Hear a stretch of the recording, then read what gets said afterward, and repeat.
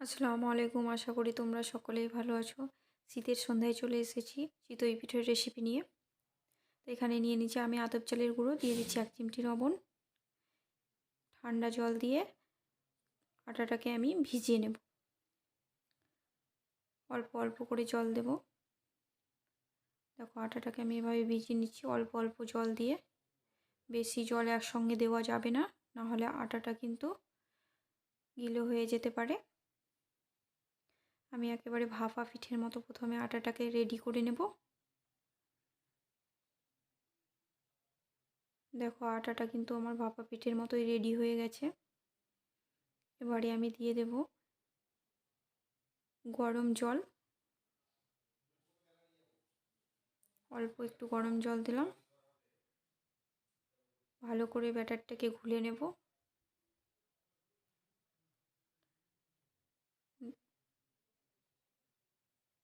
ভালোভাবে ঘুলে নিতে হবে যাতে আটাগুলো গোটা গোটা না হয়ে থাকে। এদিকে আমার খেজুর গুড়ের পাটালি কেটে রেডি করা হয়ে গেছে।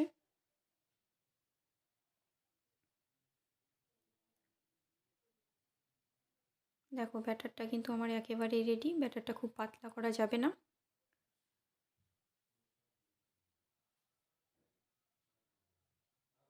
আবার খুব মোটাও করা যাবে না। এদিকে আমার মাটির তাওয়াও রেডি হয়ে গেছে। দিয়ে দিচ্ছি 1 চামচা ব্যাটার। এবারে আমি এটাকে ঢেকে দেব। কিছুক্ষণ পরে আবার পিঠেটাকে আমি দেখব। এদিকে আমার দুধও রেডি।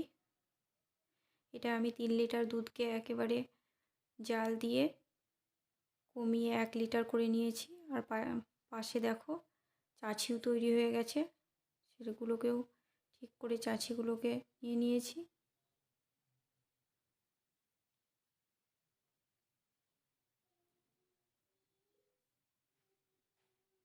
দুধটাকেও তোমরা এভাবে কমিয়ে নেবে জাল দিয়ে। দিয়ে দিচ্ছি আমি খেজুর গুড়ের পাটালি। এখানে আমি কিন্তু কোনো মশলা ব্যবহার করব না, কারণ মশলা ব্যবহার করলে খেজুর গুড়ের ফ্লেভারটা পাওয়া যায় না। মশলা না ব্যবহার করলেই বেশ খেজুর গুড়ের ফ্লেভারটা পাওয়া যায়, আর তাতে দারুণ লাগে।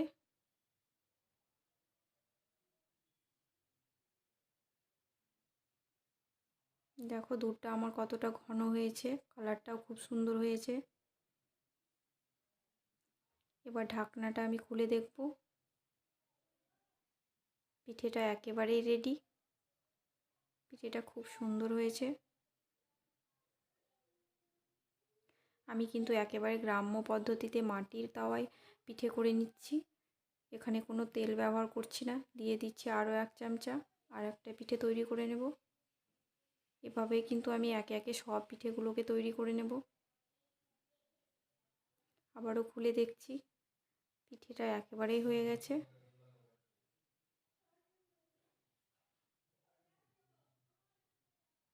এদিকে দুধটাও আমার রেডি হয়ে গেছে। খেজুর গুড়ের পাটালি দেওয়ার পরে কিন্তু আমি বেশিক্ষণ এটাকে ফোটাবো না। দেখো আমার পিঠেগুলো একে একে রেডি হয়ে গেছে। এখানে আমার 10টা পিঠে হয়েছে। পিঠেগুলোকে এবার আমি একে একে সাজিয়ে নেব। পিঠেগুলো কিন্তু খুব সফট হয়েছে। তোমরা এইভাবে বানাবে, দেখবে তোমাদেরও পিঠেগুলো খুব সফট হবে।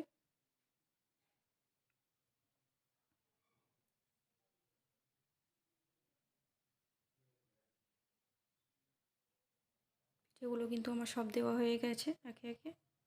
এবার আমি দুধ ঢেলে দিচ্ছি। দুধটা দেখতেই পাচ্ছ কতটা ঘন, আর অনেকটাই চাছি চাছি ভাব। খেতে কিন্তু দারুণই অসাধারণ লাগবে।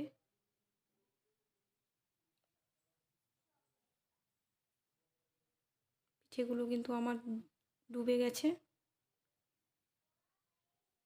সব দুধ আমার দেওয়া হয়ে গেল।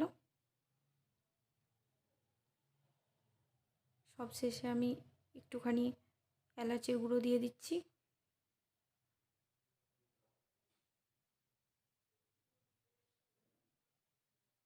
আর দিয়ে দিচ্ছি আমি কাজুর গুঁড়ো।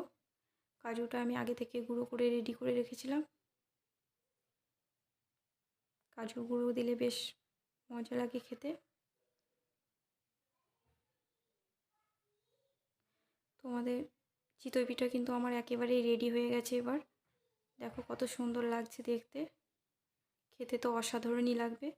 তোমাদের যদি ভালো লেগে থাকে চ্যানেলটিতে অবশ্যই সাবস্ক্রাইব করো, লাইক কমেন্ট করতে ভুলো না।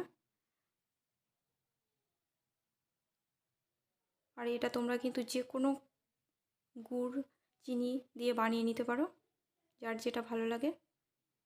আল্লাহ হাফেজ।